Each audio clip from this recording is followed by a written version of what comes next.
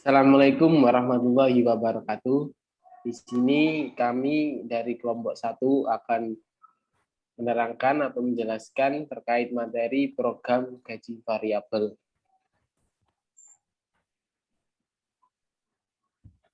Next.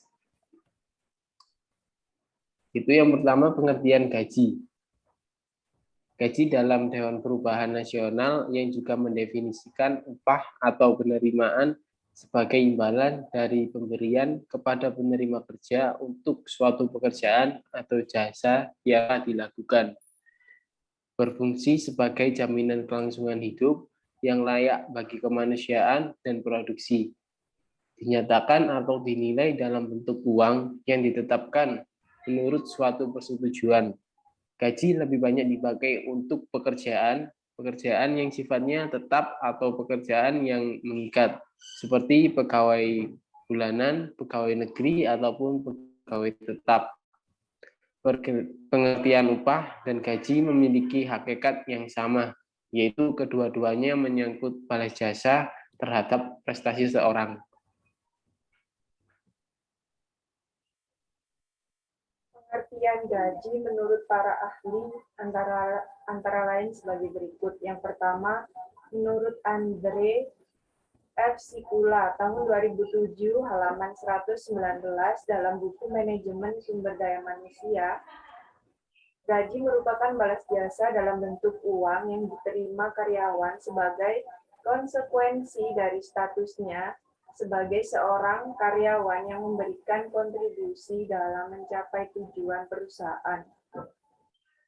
Menurut Sadili Samsudin tahun 2010 halaman 189 dalam buku Manajemen Sumber Daya Manusia, gaji adalah sesuatu yang berkaitan dengan uang yang diberikan kepada pegawai atau karyawan.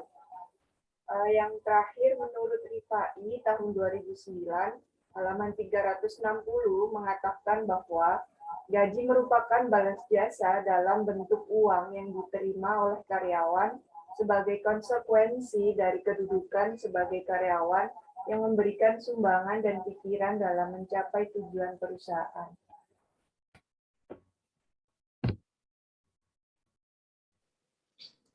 Indikator gaji menurut Kurniawan 2013 halaman 9. Yang pertama, kelayakan gaji yang sesuai selalu diharapkan karyawan.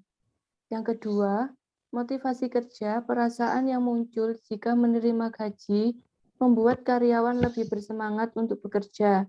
Yang ketiga, kepuasan kerja, perasaan yang muncul jika karyawan menerima gaji berdasarkan faktor unik dalam diri mereka. Next.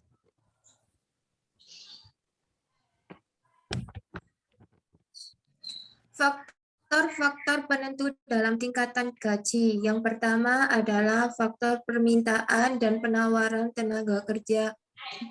Yang kedua, faktor organisasi buruh.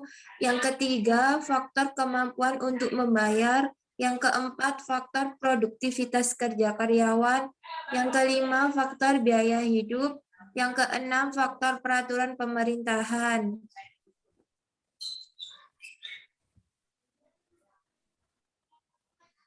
Peranan gaji.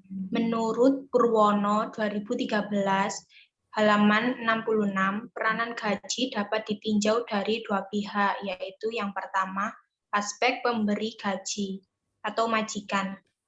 Gaji merupakan unsur pokok dalam menghitung biaya produksi dan komponen dalam menentukan harga pokok yang dapat menentukan kelangsungan hidup perusahaan.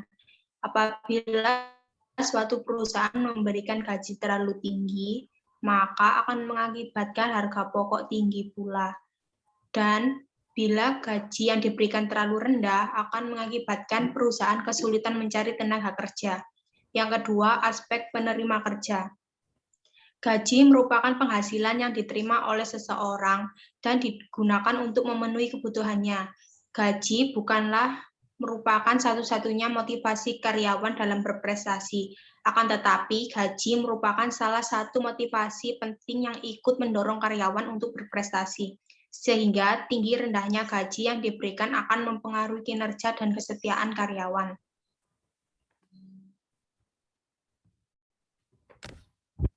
Fungsi penggajian. Yang pertama, untuk menarik pekerja yang mempunyai kemampuan ke dalam organisasi. Yang kedua, untuk mendorong pekerja agar menunjukkan prestasi yang tinggi. Yang ketiga, untuk memelihara prestasi pekerja selama periode yang panjang.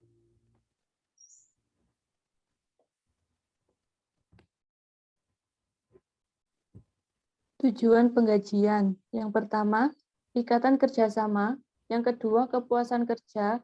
Yang ketiga, pengadaan efektif. Yang keempat, motivasi. Yang kelima, stabilitas karyawan.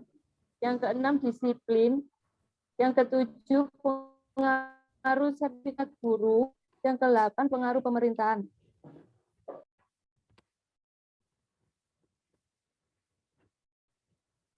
Sekian presentasi dari kelompok kami. Wassalamualaikum warahmatullahi wabarakatuh.